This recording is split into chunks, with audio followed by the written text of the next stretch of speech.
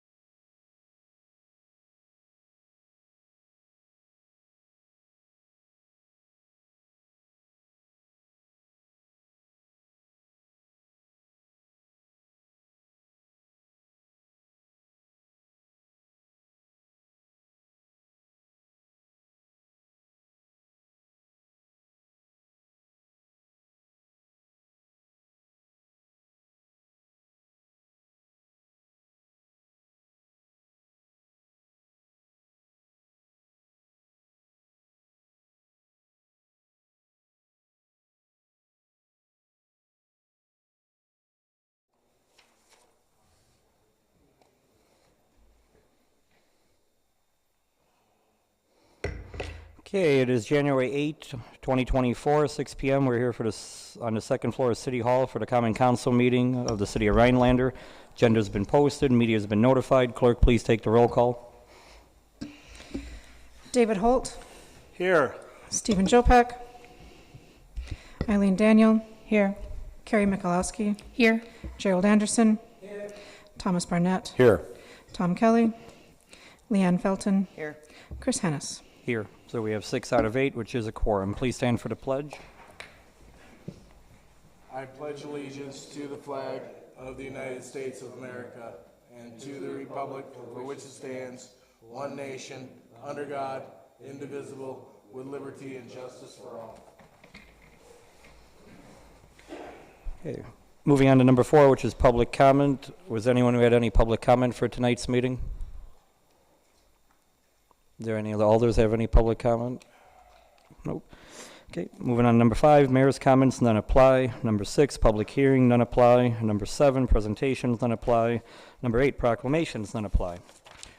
Number 9, ordinances, none apply. Number 10, unfinished business, discuss and/or action proposed Timber Drive speed study. I refer to our chief of police.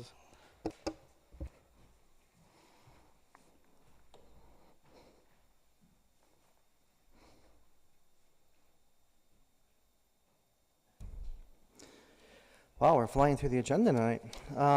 First of all, let me read to you a letter that I believe the mayor also received, dated November 20th, from, it's entitled Speeding on Timber Drive. It's signed by probably about 15 residents that live over in the eastern part of Timber Drive. We are writing this letter to express our concern addressing the excessive speed of drivers on Timber Drive. Our goal is to open up a conversation addressing this matter. We feel there's a safety concern that needs to be addressed. Thank you for your time. And it's signed by the residents in that neighborhood. I had concerns too when I saw the paving and the speed of that part of the roadway. We're talking east of Woodland Drive, going towards Blaine's. For those of you who aren't lifelong Rhinelander residents, some of the history of that is that used to be a 2-lane county highway. It was called County Highway CC, and it went east all the way to past the ice arena before the ice arena was even there, and it connected with the T intersection even further east from the ice arena with then County C. If you drive by there now, you can look, it's a snowmobile trail. It's at a curve that goes out on C. So they redid that when they built the bypass. At that time, it was 35 miles an hour from like headwaters all the way out to the intersection with C, which was probably a mile or so. Since then, obviously the bypass has been built. We have a residential subdivision for Timber Heights Drive. We now have Blaine's there. And now with the current construction, another concern I have is that when Timber Drive was done, they built a bike path. That bike path in their construction has it crossing Timber Drive just west of Blaine's. So they don't want the bike traffic to run all the way to the intersection, which I thought would be a safer way. They could go up to the controlled intersection, press the walk button, have the right of way that way. There will this spring, when they pave or when they put lines down on Timber Drive, there is going to be a crosswalk right by Timber Heights Drive, encouraging bikers to cross there. So you're having bikers cross at a speed where it's posted 35, but nobody does 35. Everybody's driving at least 5 to 10 miles an hour. You talk to DOT, historically, traffic is traveling about 10 miles over what the posted speed limit is. So I went over there and I talked with one of the residents a couple times now and just watched the traffic from his driveway, and it's concerning that people turn left or turn right off of 17 to come westbound on Timber, and they accelerate to 45, and they don't start slowing down until they get close to Woodland Drive. These neighbors are just concerned about, they've always been concerned, but now that they're pushing for pedestrian bike traffic to cross there, that there could be concerns of someone getting hurt. And I think that now that we've really looked at changing the structure of that road, it's no longer a county highway, it's a city street. We have lanes where you're going to have traffic entering and exiting there. You have headwaters there. I think it's time that we need to look at reducing that speed from 35 to 25 all the way out to the controlled intersection, just to make it safer. Again, our community has made a really concerted effort to become walkable. And one of the things that you want to do is you want to look at your speed and your speed limits. And that's an area where we have a Y out there now. So you have a lot more traffic with people walking and biking to the Y. So under Wisconsin law, the city of Rhinelander has the ability to reduce speed limit by 10 miles an hour with a caveat. The caveat is you have to do a traffic study to be able to legally to do that speed limit change. Now, talking with Mark Barden, some of the requirements of the traffic study, he believes that data has already been collected because of the road construction they did out there. A lot of the things that they would have to meet to do this traffic study has already been done in the reconstruction of that road.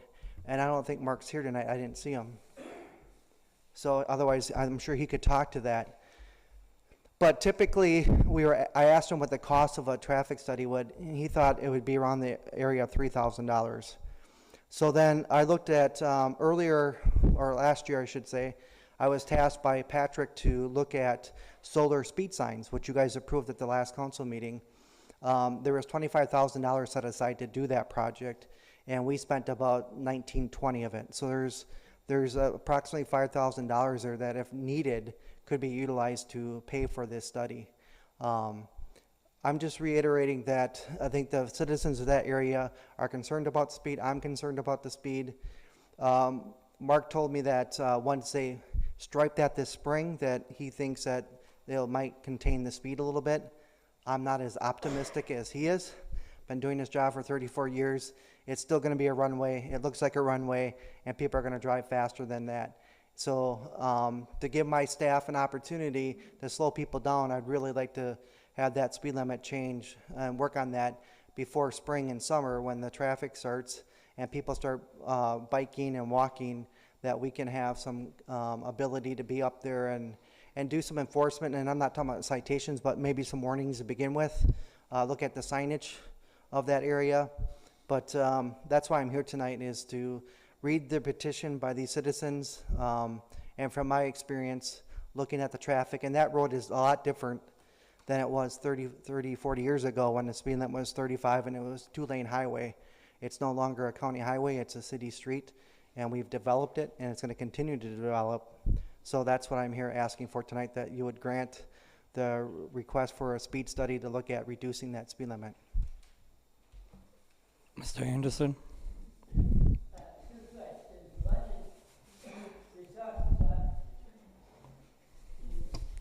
Talked about crossing, the bike path crossing.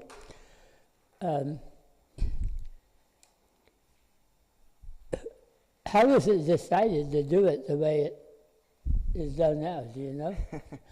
That I was not involved in that engineering decision. That was made probably 3 years ago when the designs were made to redo Timber Drive, and they did it in 2 phases instead of doing it all in 1 year. So I don't know. What I was told by Mark Barden was that the concern was if you had the bikers continue biking on the north side of Timber, there is the ingress and egress of the traffic into Blaine's. My counter argument to that was, yeah, those cars are going 5 or 10 miles an hour, leaving and entering instead of 35 to 45 miles an hour on the main road.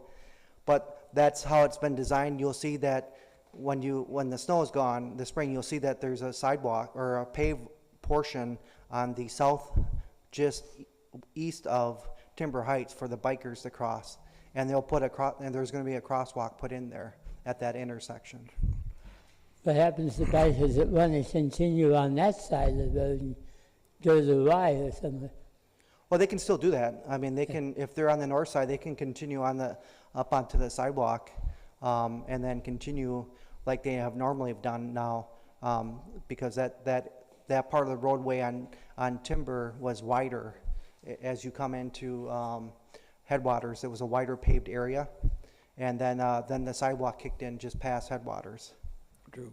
And Ms. Anderson, I could speak to that too a little bit. With the Blaine's development, one of the concerns of that neighborhood regarding Timber Heights Drive, Timber Heights, that subdivision there was no safe way for kids in that subdivision to cross Timber. So the thought was putting that crossing there would be also a nod to that development, you know, for that housing development to cross Timber safely to hook up to our trail system. Because if everything would have stayed on the north side, you know, they would have no way to really cross in a, where they would have the right-of-way point of view. Thank you. Another question for the chief is, to do a traffic study, at least from some of the materials we were provided with the package tonight, involves counting traffic. Is that something you can do, or do we have to hire somebody to do it? No, I believe it has to be accredited or a traffic engineer. That's not something that I would think that we are able to fit that requirement under state statute. I think it has to be done by a traffic engineer. If I may, it'll be, Mr. Anderson, it'll most likely be done by one of those ropes you see going across the road. That's how they count them. So it would be quite the endeavor to have somebody sit out there like Lloyd or something like that. But can't we count it that way too? I don't know that we have the implements available. I don't know. Well, yes, but I don't know if DOT will accept that as a traffic engineering count. No, you got state requirements for a traffic study that it looks at various things. It looks at impact, it looks at the weight of the vehicles, it looks at the speed of the vehicles, it looks at the time the vehicles are coming and going. It looks at all kinds of different factors, and then it does engineering analysis as far as what the impacts are. There's nobody that we have on staff that would have that expertise. It'll come from an engineering firm. It'll come from somebody like, you know, Mark's company or something like that. I've been involved in a lot of them, and there's funding available for some of that too, if you apply for it. This is something that Town and Country does not do. They don't offer this service. Ms. Daniel? Who would if I were to make a motion for a, I don't know, a proposal, a dollar amount, who would I make? Would that be you, Patrick? I think you could make it to me to investigate this further, to gather proposals. I'm going to go ahead and make a motion to have Patrick contact whoever he needs to contact to get a proposal and an estimate on the cost of a Timber Drive speed study, so that we can, possibly approve it at the next meeting if possible. Anderson, second. Okay, motion and second. Any other discussion? I don't know if Mr. Barnett, if you had. No, never mind. Okay, not seeing any other discussion. All those in favor, please say aye. Aye. Those who oppose, abstain, motion passes.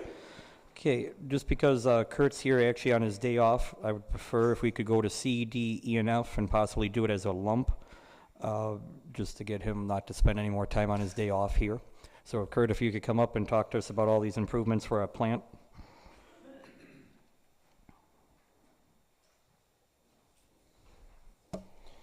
I don't have the agenda in front of me. What was the first one? That would be Resolution 2024-1. Sludge pump. Yep, sludge pump. So sludge pump.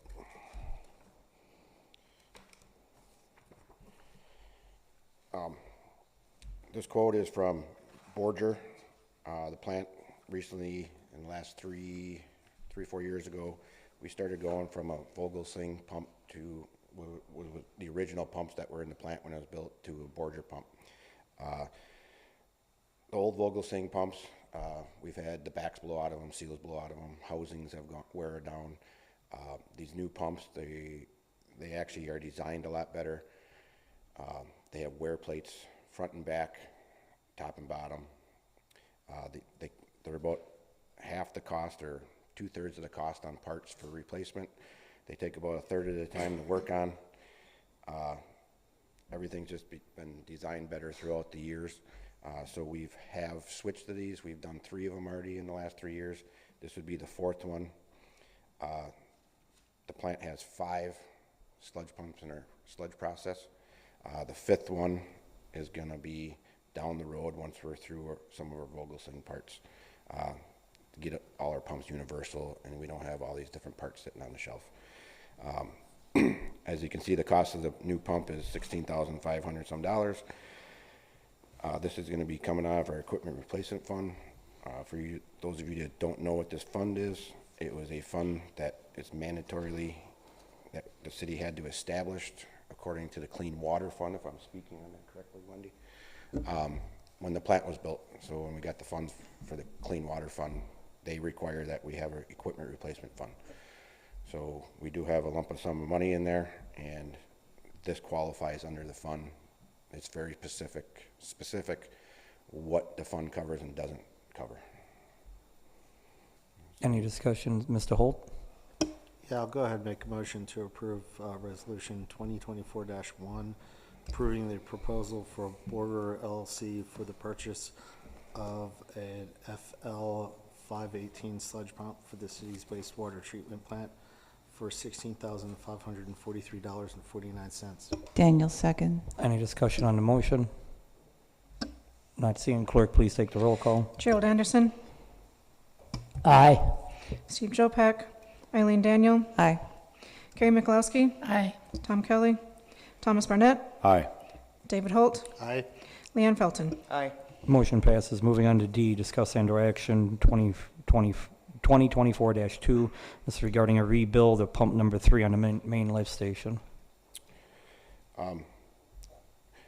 So we have 5 pumps at the main lift station. 3 of them are 105 horsepower pumps. They are pretty massive pumps that pump out to the 3 miles out to the plant. We had some issues with some high amperage going off. We pulled the pump, had Xylem, who is exclusive to our flight pumps, come up and do check it out, do some diagnostics on it.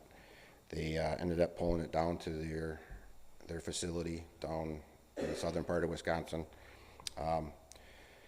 Took it and put it in their test lift station, and it come to the conclusion that we have a couple bad cables. These cables are real thick and long. There's 2 on each pump. These are 480 volt pumps, and the impeller is really worn.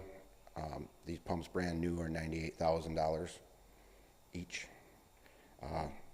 If you look at the quote, the impeller alone to replace is over 13 grand. So the quote here for $22,000 to get this pump rebuilt and up and running and back into the main lift station. This is what's going to cost. We're looking at taking the money to pay for this out of our maintenance collection of pump equipment account. The main lift station is a real vital lift station. It's our largest lift station that pumps to the plant. That's where everything from town goes. Everything ends up at our main lift and gets pumped out to the plant for treatment. Come springtime, we're going to see more I&I, which is inflow and infiltration into our system with groundwater melting and snow melting and rain and everything else. I've seen all 5 pumps at the main lift pump a couple times in the last few years when we get big rain events. That's caused from old pipes, old sewers in the ground, where groundwater comes in. Old storms used to be hooked up to the sewer system. People that have groundwater coming in their basements or water in springtime, they might have some pumps pumping that go into the sewer system. All that stuff gets eliminated as street projects go on. PVC pipe gets put in for sanitary. But speaking of the lift station, I don't want to see an issue come spring if this pump doesn't get fixed. This is pretty much an emergency thing. They get this fixed. I think it'll take about a month for them to rebuild it, and we can get it back in sometime in February, and then I won't have to worry about not having a 5th pump in that lift station. Ms. Daniel? Is this something that was built into the 2024 budget for the wastewater treatment plant? Currently in the maintenance collection system pump equipment account, there was $10,000 allotted for pump maintenance. Okay, so where's the other 12,000 coming from? We'll have to make a budget amendment, move something over, so. Okay. Then I'll go ahead and make a motion to approve proposed resolution 2024-2, approving the proposal from Xylem Water Solutions USA Inc. for the repair or rebuild of pump number 3 at the main lift station for $22,072. Hold second. Motion second. Any discussion on the motion? Not seeing. Clerk, please take the roll call. Leanne Felton, Aye. Tom Kelly, Eileen Daniel, Aye. Thomas Barnett, Aye. Gerald Anderson, Aye. Carrie McLowski, Aye. Stephen Jopek, David Holt. Aye. Moving on to E, discuss and/or action resolution 2024-3 regarding a Bobcat for $52,500. As you can see in the packet, there's 2 quotes, one from Quality Equipment out of Woodruff and one from Sadrisky Equipment out of Mosinee. Sadrisky's came in roughly $3,000 or 2,000 or under, just under 3,000 under Quality. The Toolcat, the one we have is a 2012. It's original when the plant was built. It's getting harder to get parts for it, and we're down. If we're down, we can't have that piece of equipment down. If we're ever, especially in the summertime, it's part of our sludge process. If I don't have that piece of equipment, I'll be robbing a piece of equipment from a different department, or Toolcat. Kurt, did you actually say that, does that mow too? Do you put a mower attachment on that thing? Yep. So every fall, we have what's called a brush cat. So we put a big mower deck on the front, and we our 3-mile force main from the main lift out to the plant. We keep that mowed. We got manholes. There's also a water main there's hydrants out there and everything else. It's also used around the plant for in the wintertime. We got a snow blower on it. We have a plow. We use it around the plant that we can't get vehicles in for plowing. We got a lot of tight spaces out there. So it's something that's used almost every day. And with parts being harder to find and more issues that we're having with it, we're asking for approval to get a new one. This also, since this was bought when the plant was built, it qualifies under the equipment replacement fund. So that's where the dollars will come from. Ms. Daniel? Is there money in that fund to cover the cost of this? Yes. Okay. I don't know. When do you want to speak on that, or you want me? No? Yes. Okay. Yeah, it's over. So then I will make a motion to approve Resolution 2024-3, approving the proposal from Swiderski Equipment Incorporated for the purchase of a Bobcat UW56 Toolcat for the city's wastewater treatment plant for the cost of $52,500. Hold second. Okay, any discussion on that motion? Mr. Anderson? I just noticed that the bid that had the highest list price ended up being the lowest cost to us. And I guess I just note that that's one of the reasons we go out for bids. Yeah, I can answer that a little bit. I'll give credit to Justin, who's street foreman, who is also our fleet manager. He acquired the bids for me. We had a discussion. So why the 2 companies, like one company split out a certain package, one included it in their price. One company, if you look, the government discount was $10,000. One company had it at $14,000. It's just how they do their pricing and how they split everything out is why the numbers look different. Is the best way he explained it to me. Don't know till you get to the bottom line. Yes.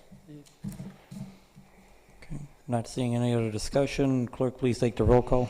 Eileen Daniel, Aye. David Holt, Aye. Tom Kelly, Stephen Jopek, Thomas Barnett, Aye. Gerald Anderson, Aye. Leanne Felton, Aye. Carrie McLowski. Aye. Motion passes. Moving on to F, discuss and/or action proposed resolution 2024-4 regarding city administrator service agreement with PJ. So this service agreement with PJ Cortons, it's been renewed every year. I think this is the first time it's ever come to council for renewal. But that's what Patrick asked for. They do a quarterly service at the plant and call upon them for other things if we need it. But they take care of a lot of issues, a lot of instrumental and control support, which can cost a lot of money if we don't have an agreement. If we had to call them separate for every separate occasion, it could get pretty pricey. But they take care of things at the plant for our SCADA, PLC issues, VFD issues. They take care of any lift station, control panels issues that we have. They do our water tower calibrations. They take care of our radio and antenna issues, any transducer issues. They also calibrate our flow meters that are required every year per DNR at the plant, and we have not only influent and effluent flow meters, but we have other flow meters throughout the plant. I think we got about a dozen of them. So, also part of their, I guess I didn't write it in here, they also includes our cross connection control testing that's required by the DSP every year. We have 3 backflows, cross connection control backflows. This $8,880 will be coming. It's split up between 3 accounts. We pay is it monthly, Wendy? Yes. It's split up, so we pay monthly, and there's a certain percentage that comes out of a treatment plant account, a certain percentage out of the collection system account, and then there's certain percentage that comes out of one of the water accounts. So it's split up every month. I think it works. Last year's worked out to be $675 a month we paid. I didn't calculate what this is, but it didn't go up very much. Daniel, I'll make a motion to approve Resolution 2024-4, directing the city administrator to sign a service agreement renewal with PJ Cortons and Company for various services related to the city's water system and wastewater system in the amount of $8,800. Felton, second. Any discussion? Mr. Anderson? In reading the agreement, it talks about pricing for work beyond the specified activities, which I think we just heard, but there's nothing in the agreement itself that we got, at least, that shows what the list of covered activities is. I can give you an example. So our 2023 agreement, I used up the quarterly service, and then we have 8 hours emergency service built in. If you don't use it, you lose it. So in December, I had them come up and use up the 8 hours, and I could have waited because it was like the second week of December. A week later, all of a sudden I had a problem with the transducer. So now I had to get them up here. They had to program it and bring up a new one, program it into our PLC and our SCADA system. So that bill just showed up, and I believe it was between $2,000 or $3,000. I just approved it to Wendy. So that is an example of something when we're out of our service contract and already used up our 8 hours.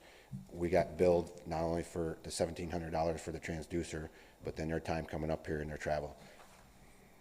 So that's an example of something. So it'd be like, so it's pretty much emergency service. I need to call them. Most things I can hold out on and have it done during the quarterly service, but this company is way cheaper than some other companies out there, and they do very, very, very good work. Mr. Anderson? I just had one other question about this item, which talks about authorizing the city administrator to sign this agreement. Am I wrong that the mayor signs a lot of contracts too? Who signs these things? Well, since it was drafted by our city administrator, I let him answer that. Oh yeah, no, we've done them both ways. In communities I've been in, something like this with a service agreement, relatively basic.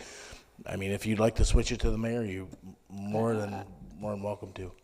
Do we have any rules on that we've established? Not that I know of, no. Your current ordinance says that the city administrator is your CEO of your city, which would give him the management responsibility to sign the documents unless they specifically say that the mayor must be the signator of the documents. Okay, I'm okay with that. I just wondered, since I thought some other things we referred to the mayor signing them. again, if you want, if you have the mayor sign, that's because you've instructed the mayor to sign. If you don't say anything, it's a city administrator under your code. Or your ordinances, I should say. Okay. I believe there was a motion second on the floor, so without any other discussion, clerk, please take the roll call. David Holt, Aye. Stephen Jopek, Eileen Daniel, Aye. Carrie McCloskey, Aye. Gerald Anderson, Aye. Thomas Barnett, Aye. Tom Kelly, Leanne Felton. Aye. Motion passes. Thank you, Kurt. Okay, moving back now to 11A, which is discuss and/or action accepting the Common Council meeting minutes from December 11th.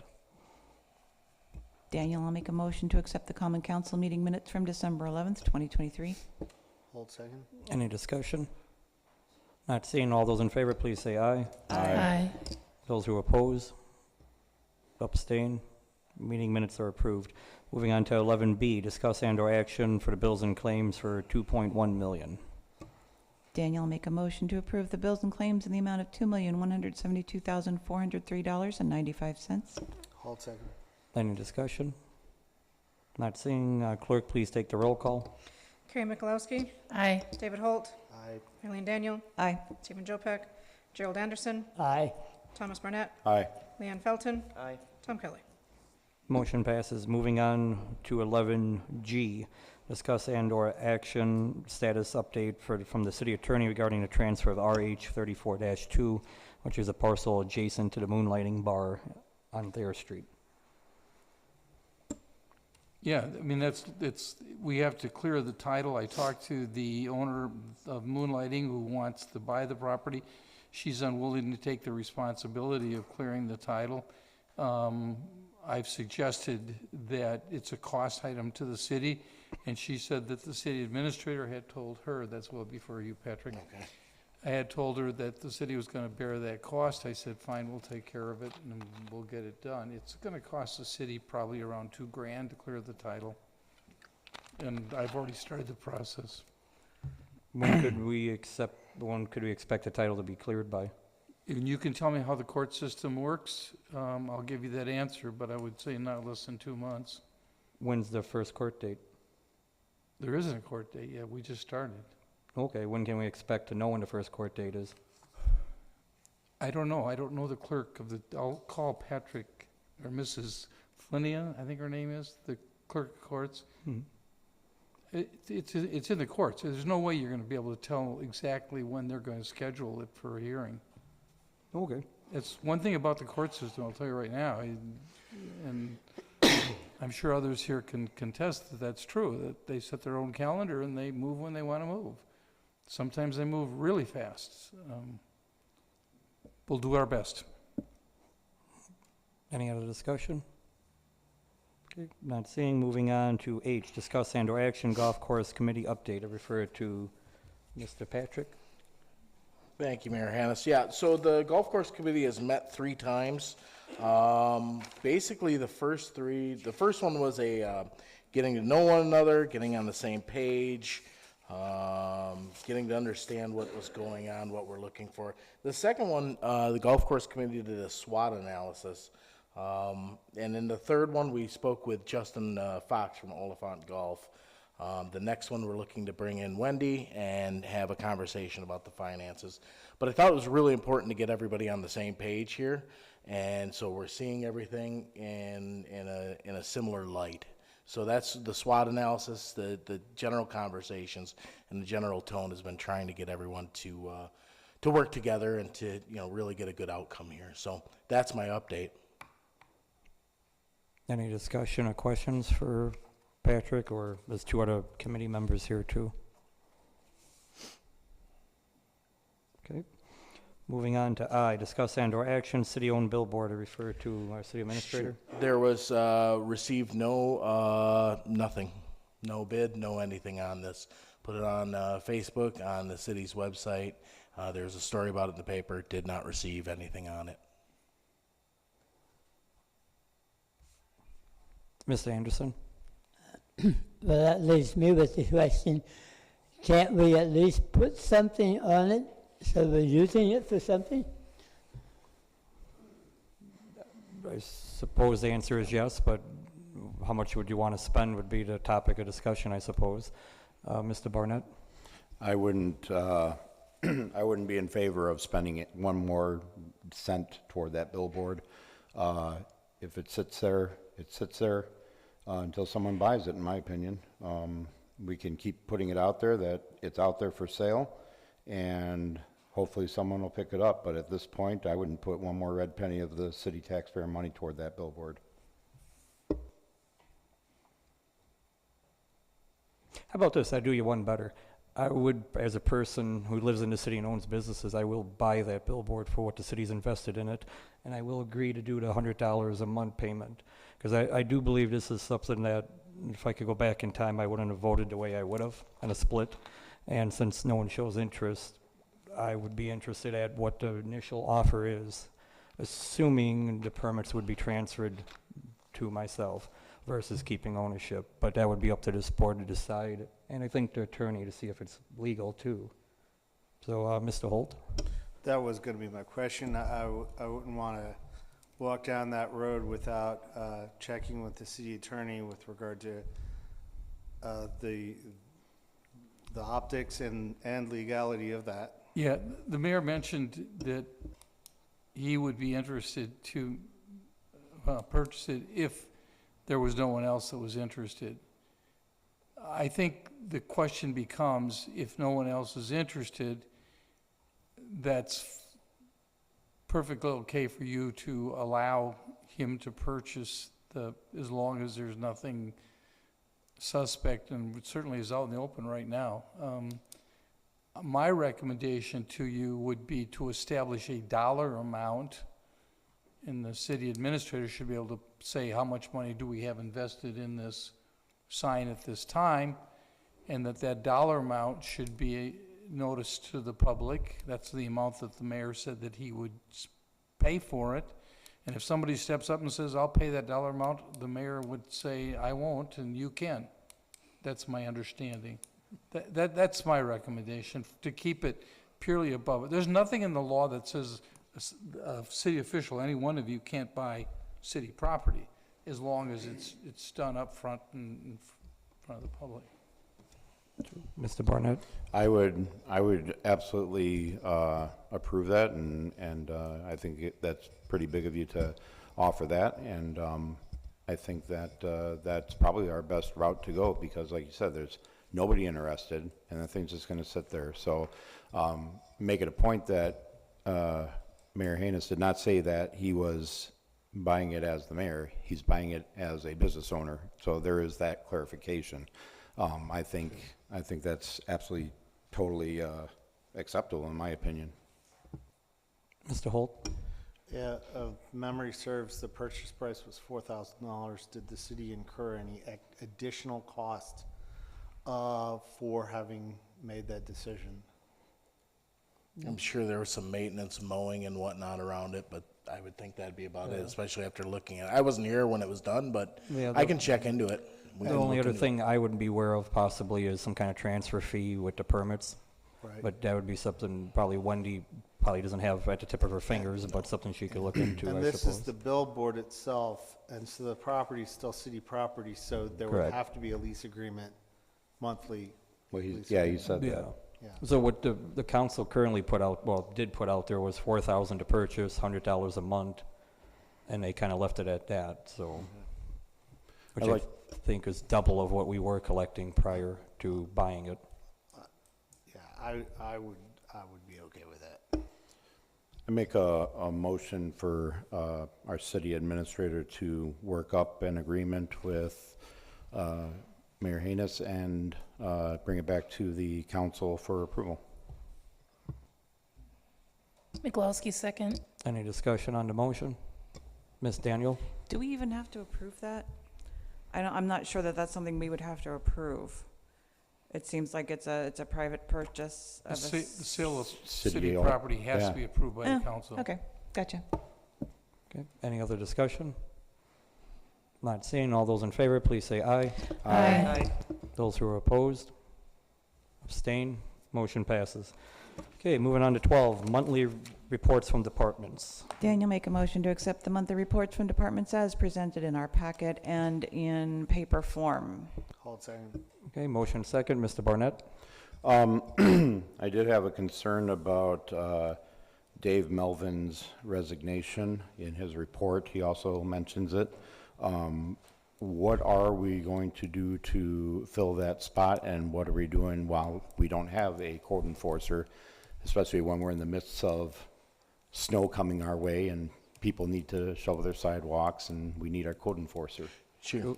I could refer to our fire chief who oversees that department. One of the perks is this time of the year, not too many people are building.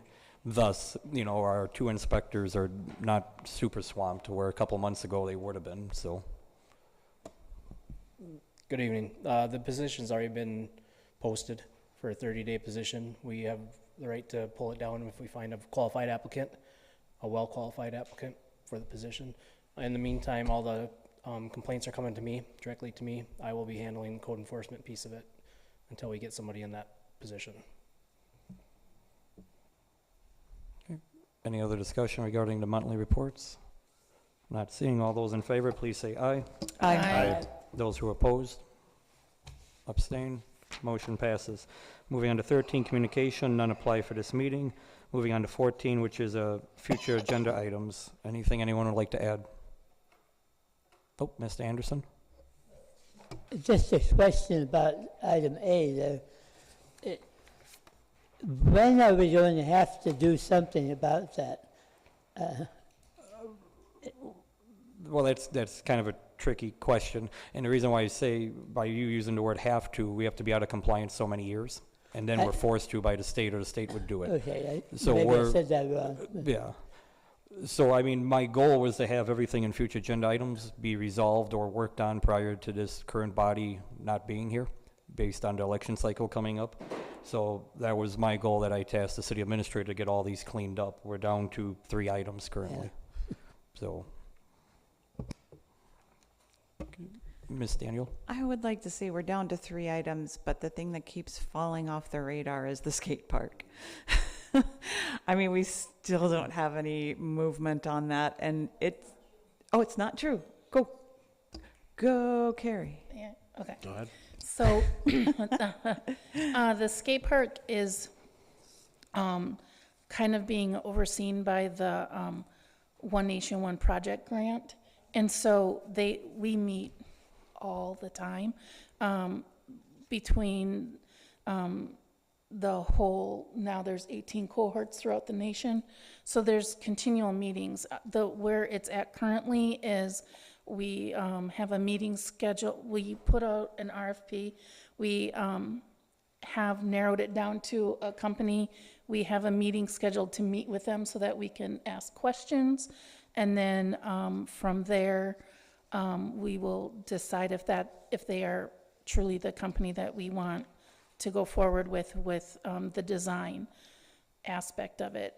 After that, we'll have to talk about fundraising and all this other jazz, but that's where it's currently at. So it's by all means not anywhere off the radar. Great, fantastic. I just hadn't heard anything for a while, so I wanted to make sure that it was still top of mind, at least in one alderperson's mind. Thanks, Carrie. You're welcome. Anything else for future agenda items? Okay, moving on to number 15, our next regular meeting will be held January 22nd at 6 p.m. It is 6:44, meeting adjourned.